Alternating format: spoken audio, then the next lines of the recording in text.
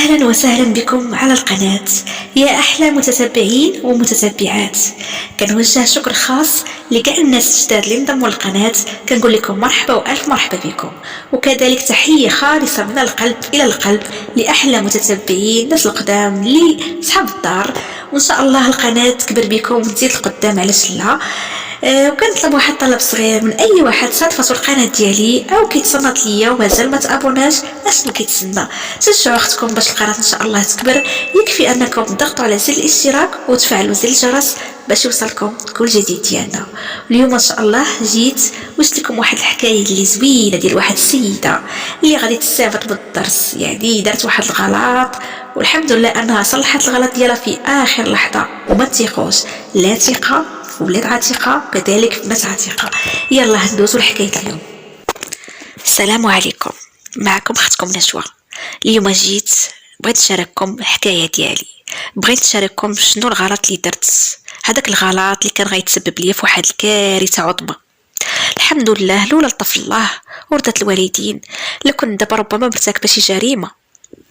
المهم انا عندي 30 عام حاليا، عندي بنية عمرها عامين. المهم قصتي كيفاش غادي تبدا. خديت الباك، يعني كنت كنقرا الحمد لله وصلت خديت الباك ديالي. صافي ما كملتش، بغيت نخدم. المهم انا كان طموح ديالي انني باغا نخدم، يعني ماشي باغا غير نكمل قرايتي ونمشي نتزوج ولا هذا. كنت باغا نخدم، كان عندي واحد الهدف اللي هو كنت باغا ندير ابارتمون ديالي. ديما كنت كنقول لماما غادي نجمع ونخدم وندير وهذه. المهم باغا ندير ابارتمون ديالي، والام ديالي هي مشجعاني كتقول لي بنتي علاش لا. ايوا صافي قلت لكم دخلت خدمت. كيفاش غادي نخدم؟ واحد السيده كنعرفوها الله يجازيها بالخير، كانت خدامه في الاداره ديال واحد الشركه اللي كبيره، الشركه ديال بياس ديال الطيارات راها معروفه. المهم يعني الام ديالي طلبات عليا وداك الشيء، قالت لها راه بنتي باغا تخدم وهذه راه عندها الباك. قلت لها صافي عطيني السيفي ديالها هي وزارها، يعني تحط لي السيفي ديالي مباشره في الاداره. يعني الا كانوا كيعيطوا راه غيعيطوا ليا مع الناس اللي كيعيطوا. وفعلا داكشي اللي كاين، يعني زهري تزيت صافي. يعني كانوا ديك واحد الفتره محتاجين شي 30 شخص يعني جديد يدخل يخدم، يعني العمال. وتهزت سميتي انا يعني من دوك السيفيات، عيطوا ليا داروا معايا اونتروتيان وداكشي. صافي عجبتهم كيفاش هضرت وكيفاش ديجا انا عندي فكره على ديك الشركه كيفاش كتخدم وهذا وهذا. يعني السيده عطاتني يعني فكره. صافي قالوا لي ان شاء الله نهار الاثنين غتبداي معانا. وفعلا كنت موجوده فرحانه، مشيت صافي بديت معاهم. صافي تاقلمت مع الاجواء ودرت صحابات تمايا، خدامه بخير ولا خير الحمد لله. يعني ما درت حتى مشكل ولا شي حاجه، كلشي عاجبها خدمتي. يعني كنت كنتعلم وباغا نتعلم. صافي دوز العام الاول، العام الثاني، العام الثالث، العام الرابع غادي نترسم معاهم. داروا لي ورقيه ديال الخدمه الحمد لله، يعني ترسمت معاهم وليت بوريقاتي. وكنت كنجمع، يعني هذيك الفتره اللي كنت خدامه فيها كنت كنجمع. المهم قلت لكم كان عندي حلم ديالي انني ندير ابارتمون ديالي.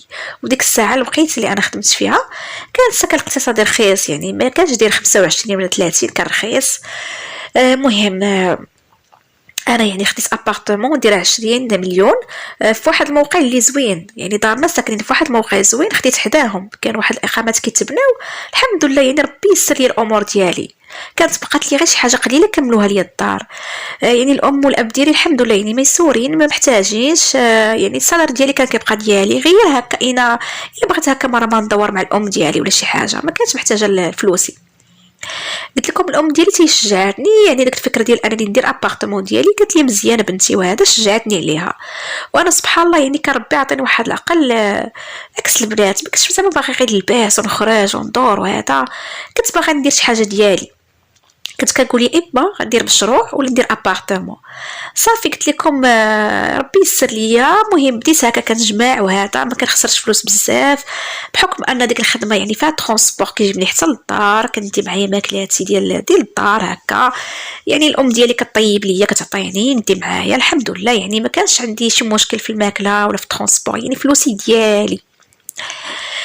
ايوا صافي. وكانوا 3 ايكيب، كان يعني ايكيب ديال الصباح وديال العشيه وديال الليل.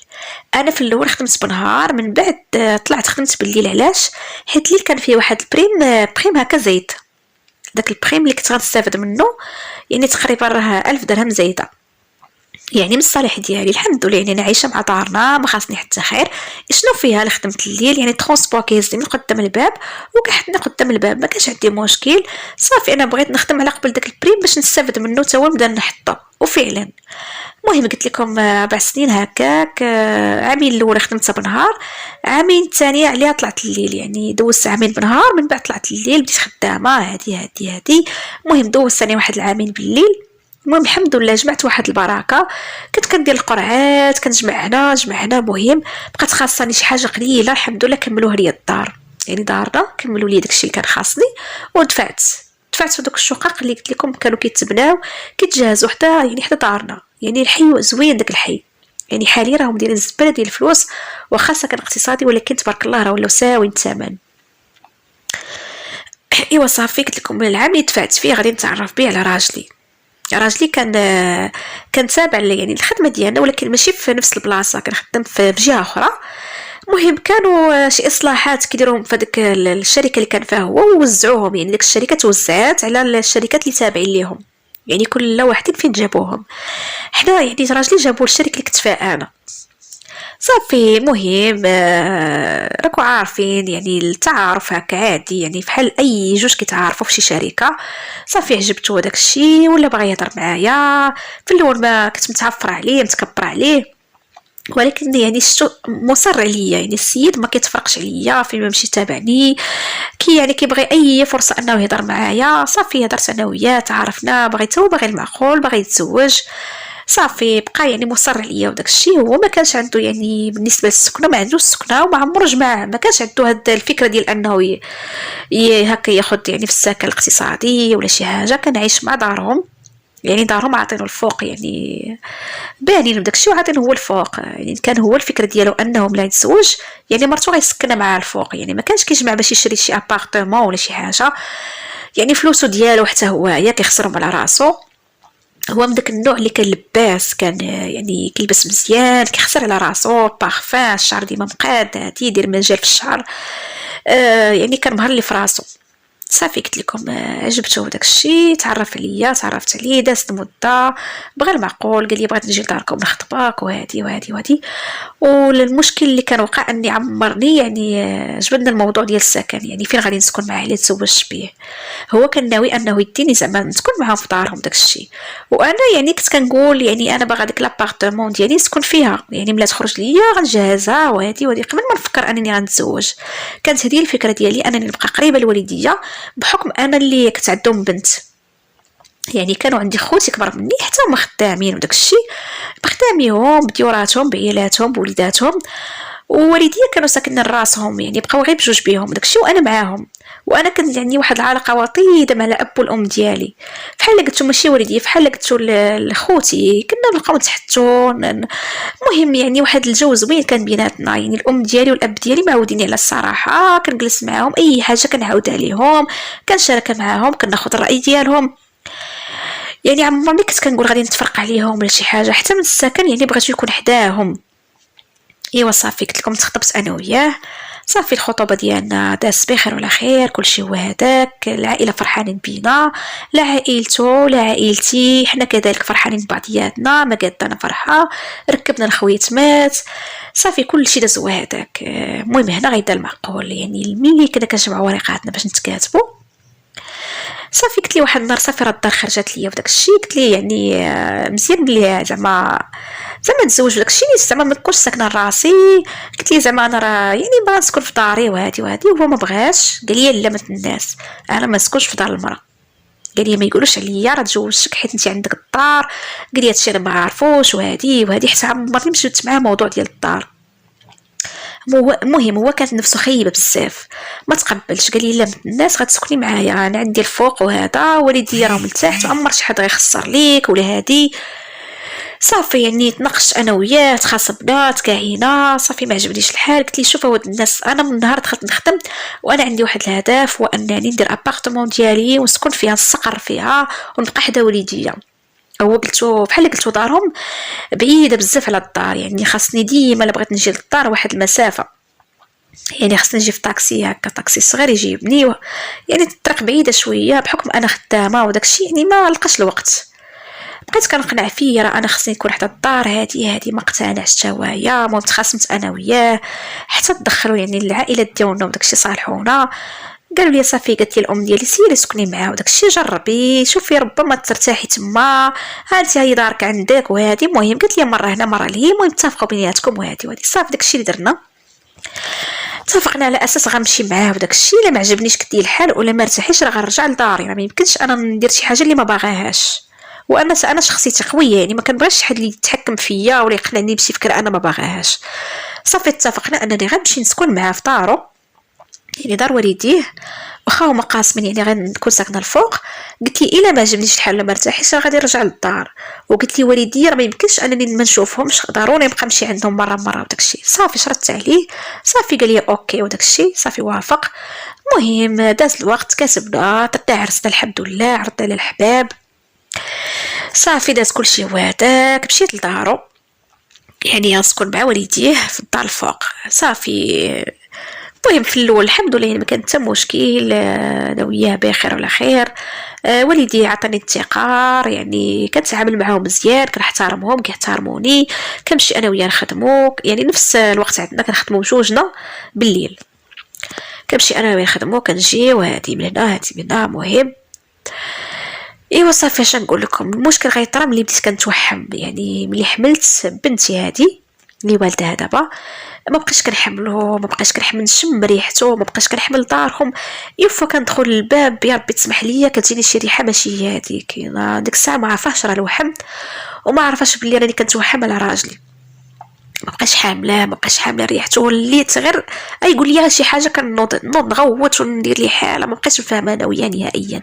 غيبداو المشاكل، صافي شد لي نقطع عليك، ما بقاش حامله نشوف كمارته.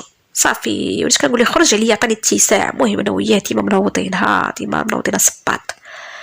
صافي واحد النهار صافي طلع لي الدم، نسيت حوايجي مشيت للدار، مشيت عند ماما للدار وهذا صافي قلت لها مابقيتش حامله بغيت نطلق منه. ماما كتقول لي بنتي على الشيطان، واش نتوما يلا تزوجوا يعني باقي ما كملش العام على زواجنا، بنتي مالك معاه، واش كيفسد عليك، واش كيشرب، واش هادي، واش واش والو داكشي ما فيه حتى حاجه ما فيه. انا ما بقيتش حامله صافي اش نقول لكم. صافي قلت لماما نبقى هنا ما بغيتيني، صافي غنمشي للدار صافي طلع لي الدم، ما بقيت حامله حتى حد. واحد النهار مني يعني اش قال لي راسي مشيت للدار ديالي، هذيك الساعه انا داري كنت كنفرج فيها يعني، واخا تزوجت يعني براجلي الحمد لله يعني فلوسي ديالي، راجلي ما كانش كيتحكمني صراحه فلوسي وداك الشيء. المهم كنحط انا وياه يعني النصيب ديالي النصيب ديالو، صافي يعني الشي الاخر ديالي. بديت كنفرج في داري كنجهز فيها، خديت الثلاجه انا ماشي كل مره كندير فيها حاجه، الصالون هذه بقيت تاتتها.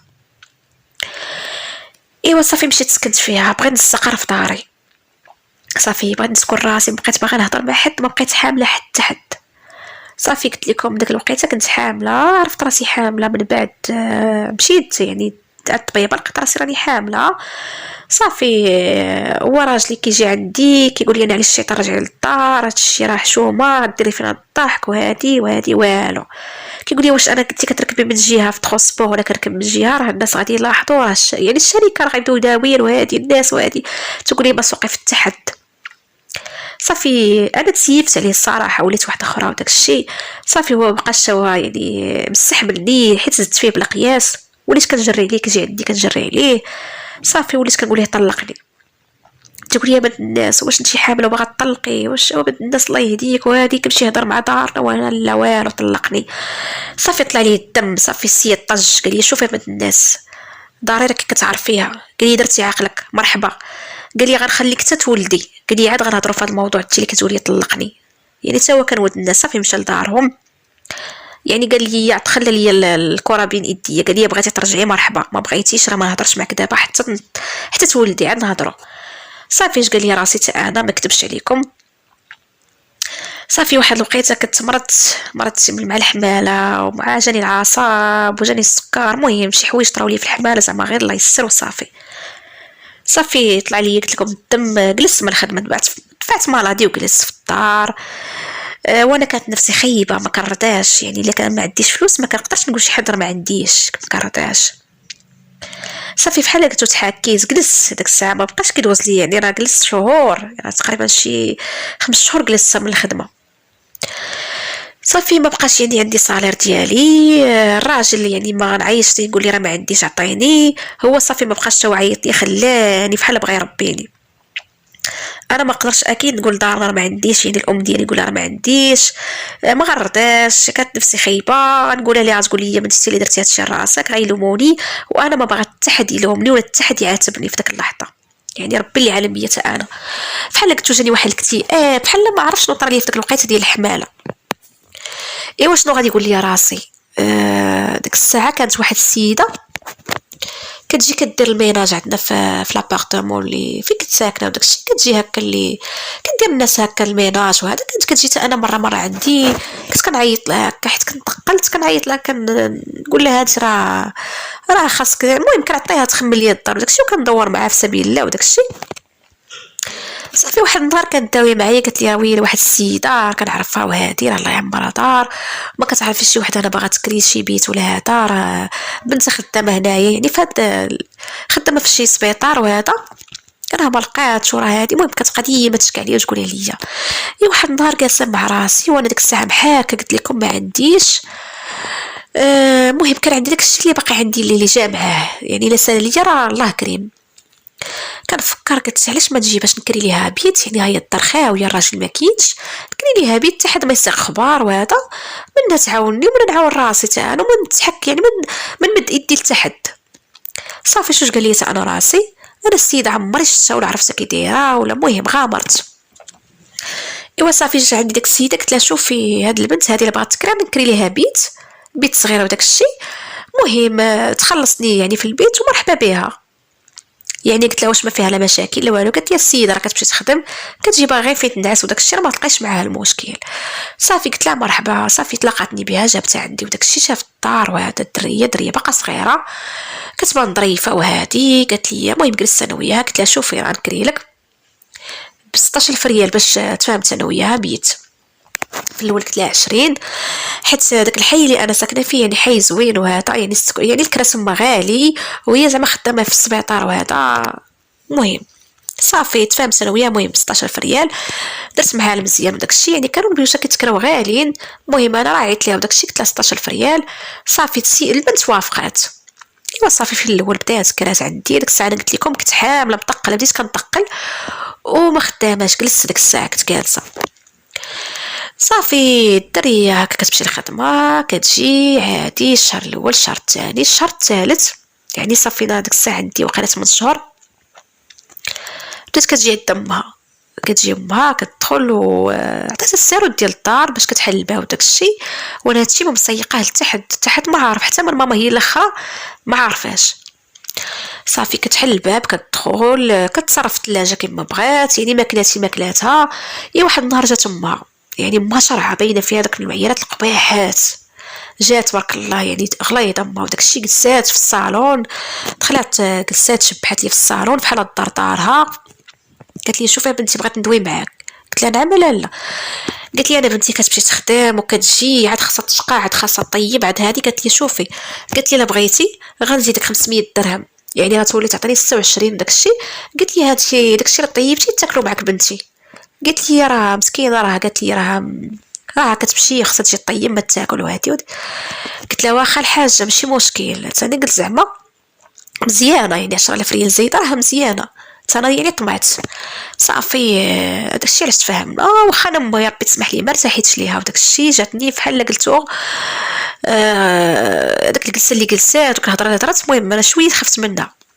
صافي مشات في حالاتها فعلا، وليت كنمشي نتغدى متقله، كنمشي نتغدى جري داك الشاريو كنتغدى كنطيب داكشي اللي قسم الله، كنخلي لها ماكلاتها كتجي كتاكل كتشرب. ايوا صافي شويه ولات ما خطيبيطي عندي ملي ولفات على المحل وعرفات فين كاينه الدار، ولات خطيبيطي ولا عندها يساروته كتجي تحل بالساروت وتدخل تحل الثلاجه حل السد باق الراق ولا الثلاجه الا شارياها. ما كان خبط الثلاجه تمشي لا ماشين ندخل دوش، ايوا ولا دير بحال الدار دارها. صافي قلت لكم انا ديك الساعه بديت كنطقل، صافي جات راسي وحلت. اي واحد النهار ثاني جا باها ولا باها تا هو خطيبيطي وانا مرا بوحدي في الدار، راجل ما كاينش، راجل ما مسيقاش لي الاخبار. صافي وحلت، ما عرفت ما ندير. اي واحد النهار نقول لكم مشيت كتبت عند ماما، يعني كنت كنمشي انا عند ماما، كنقول لماما راه باغا كنتمشى وداك الشيء، كنمشي هكا نتمشى، نمشي عند الام ديالي. الماما صراحه ما كانش كتجي عندي، كنمشي انا عندها، حيت على الدروج كانت ما كتقدرش تطلع هكا في الدروج داك الشيء، كنت كنمشي عندها انا. صافي واحد النهار جيت قلت لكم بنت عند ماما، جيت الغد كنلقى الدار مرونه سفاعل عليها، ما عرفتش واش كانوا دايرين شي عيد ميلاد في الدار ولا ما عرفتش. ما هو با مشبح ليا في الصالون، الدنيا مزعلكه، كلشي مكفح في الارض، المناضه مكفحه في الارض، واحد الحاله عرفتو قربيله منوضه ليا في الدار، وانا كنعس ليا النطقه، ما كنتش كنبغي هكا الدار توسخ ولا هذا، ولا واخا ما نقدرش نشقى كنجيب مرة تشقى ليا. صافي بقيت كنشوف ديك الحاله طلع لي الدم، ويجيني واحد الهستيريا معنا معصبه ومع الحمال والراجل اللي يعني مشى لدارهم وانا بوحدي. ومهم وانا نبدا نخوت، يعني انفجرت، ما عرفتش، انا تصدمت في راسي، نوض خرجوا عليا، كنغوت ربي اللي خالقني، كنغوت ناضو كيجري وما فهموا والو، عطاوني اتساع، قلت لهم خرجوا عليا، ما بقيتش باغا نشوفكم عندي في الدار. صافي كنغوت وكنهرس في الماء نرطخ، صافي يطلع لي الدم.